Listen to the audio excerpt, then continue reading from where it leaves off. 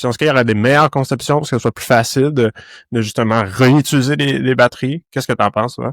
Alors, en effet, tu sais, dans la circularité, l'éco-conception, c'est-à-dire de concevoir ton produit pour qu'il puisse être réparé, qu'il puisse être reconditionné, ça c'est déjà quelque chose qui est important, mais ça se fait pas systématiquement. Tout à l'heure, par exemple, je parlais de cellules qui sont collées entre elles.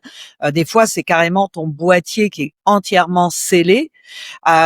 Donc, on espère qu'avec les nouvelles réglementations qui sont mises en place sur la réparabilité, ouais, et sur l'économie circulaire, que justement ces enjeux-là vont pouvoir être traités parce que c'est important. Puis, faut savoir que des fois, tu sais, par exemple, une batterie de 48 volts, 20 ampères, ça a 93 cellules.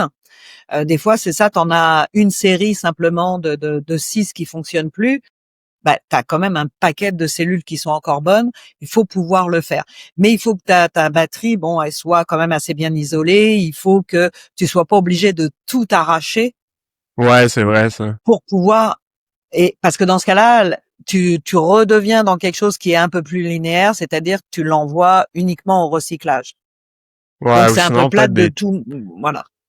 Peut-être des types de serrures qui sont juste les compagnies autorisées ont les clés pour l'ouvrir, des choses comme ça pourrait être bien. Exact.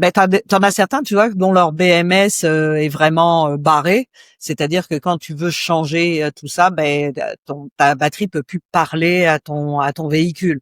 Ou je dirais, ou simplement, quand tu essayes de la tester, elle est toujours à 0 volts. Donc t'arrives pas à savoir comment elle est, parce que il faut que le BMS puisse parler. S'il est pas en train de... Donc ça, c'est les gros équipementiers qui font ça pour essayer de conserver à la fois leur propriété intellectuelle, encore que maintenant, ou carrément obliger le consommateur à passer par son service après-vente. Donc, c'est ça. Pour vendre d'autres batteries. D'autres batteries, exactement. Donc, ça, c'est un peu plus touché, mais avec les nouvelles lois sur la réparabilité, ça commence à être un peu plus compliqué. Donc, c'est à la fois par des mécanismes réglementaires et à la fois par des mécanismes d'ingénierie de base, c'est-à-dire l'éco-conception, pour les rendre plus facilement réparables, pour les rendre reconditionnables. Là, en effet, on a des enjeux. Mais comme on a quand même une raréfaction de ressources, de matières premières, et puis on a des enjeux géopolitiques de plus en plus, on se dit que on va peut-être essayer d'être un peu plus intelligent dans comment est-ce qu'on fait les choses.